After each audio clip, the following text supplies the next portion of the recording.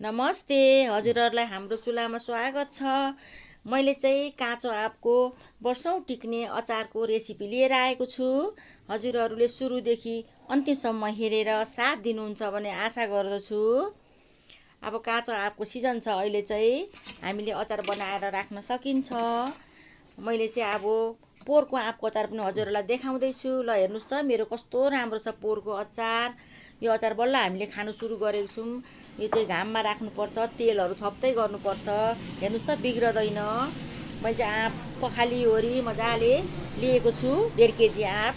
अनि अब चाहिँ काट्नलाई सुरु गर्दैछु। सुरुमा चाहिँ हामीले अब भेट्नु काट्नुपर्छ पछाडिको। त्यस पछाडि आँपलाई दुईटा पारेर त्यसको बिहाँ फाकेर हामीले कत्रो साइज मनपर्छ त्यही अनुसार काट्न सकिन्छ। ल मैले काटेर पनि सकिसकेँ। अब नुन राख्दैछु मैले मोल्नको लागि 1 चम्चा। त्यस पछाडि बेसार पनि 1 चम्चा।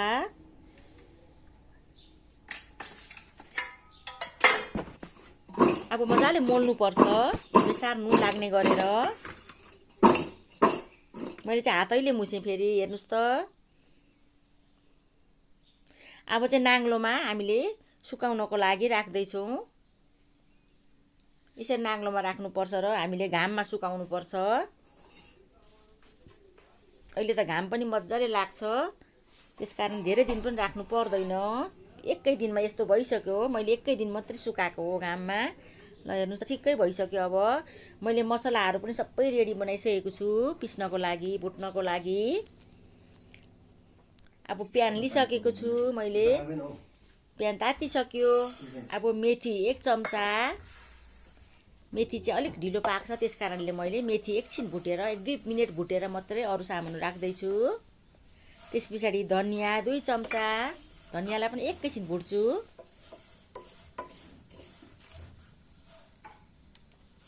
सौफ लिएको छु, सौफ 3 चम्चा।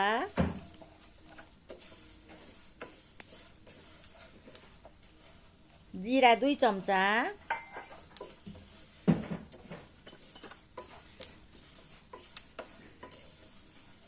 अब भुट्नुपर्छ एकछिन। भुटेको मसला चाहिँ अचारमा असाध्यै मिठो हुन्छ। जुनै अचारमा पनि भुटेरै राख्नुपर्छ।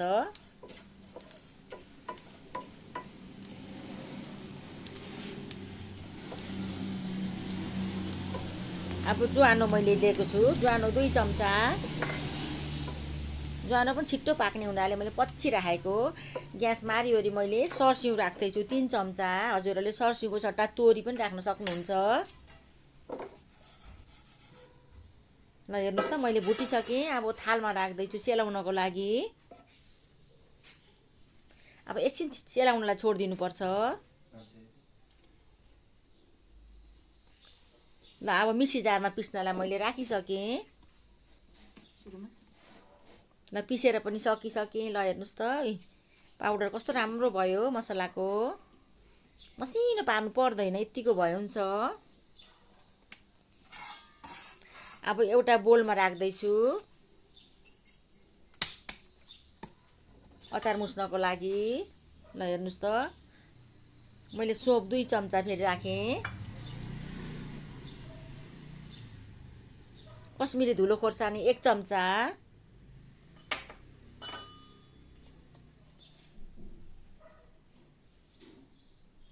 यो चाहिँ पिरो खोर्सानी सुकेको मैले 1 चम्चा। हजुरहरूले पिरो कति खानुहुन्छ त्यही अनुसार राख्न सक्नुहुन्छ।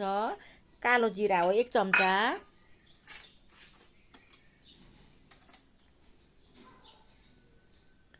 अब नुन राख्दैछु म 2 चम्चा र थोरै अघि पनि लगाएको छ, त्यस कारणले गर्दाखेरि विचार गरेर लाउनुपर्छ। फेरि अमिलो छ आँप, त्यस कारण नुन त बढी नै लाग्छ।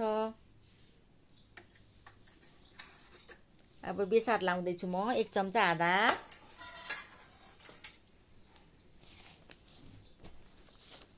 यो चाहिँ तेल हो मैले लिएको, आधी लिटर शुद्ध तोरीको तेल मिलबाट ल्याएको।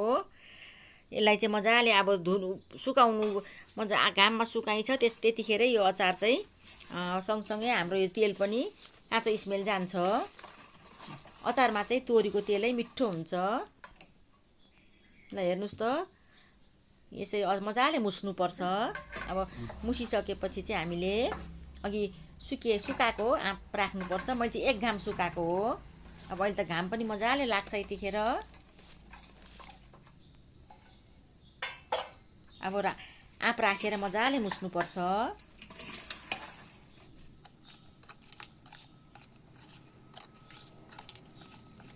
आँपको अचार चाहिँ हामीले सुरुमै पहिलादेखि नै अब आमाहरूले नि बनाउनुहुन्थ्यो खाएको, त्यसकारण एउटा मिठो हुन्छ। अनि आँपको अचार चाहिँ अब कसैलाई सबैलाई मनपर्छ प्रायः। अब जति राखेर नि खान सकिन्छ। हामीले तेल चाहिँ थप्दै गर्नुपर्छ, तर घाममा राख्नुपर्छ। हामीले भित्र चाहिँ राख्नु हुँदैन, घाममा राख्नुपर्छ। आजको भोलि चाहिँ खानु मिल्दैन आँपको अचार। जति धेरै दिन राख्यो त्यति नै मिठो हुन्छ, गल्छ मजाले।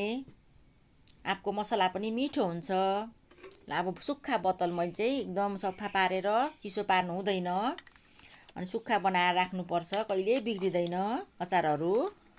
चिसो चम्चाले पनि झिक्नु हुँदैन, सुक्खा चम्चाले झिक्नुपर्छ। यसरी मिलाएर राख्नुपर्छ मजाले। यो आँपको अचार चाहिँ हामीले वर्षौँ 1 वर्ष 2 वर्ष जति राख्दा पनि बिग्रदैन। अनि त्यस कारणले गर्दा यो ढिलै नै खाँदाखेरि चाहिँ मिठो हुन्छ। यसरी हातले थिच्नुपर्छ, यसरी थिच्यो भने चाहिँ खाँदिन्छ मजाले। अनि त्यो आँप बिग्रिने डर हुँदैन। अब हजुरहरूले पनि यसरी नै बनाएर खानुहोला। अनि हजुरहरूलाई पनि भिडियो कस्तो लाग्छ, भिडियो मन परेमा लाइक, कमेन्ट, सब्सक्राइब गरिदिनु होला। साथी फ्यामिलीसँग सेयर गर्नु नभुल्नुहोला। धन्यवाद।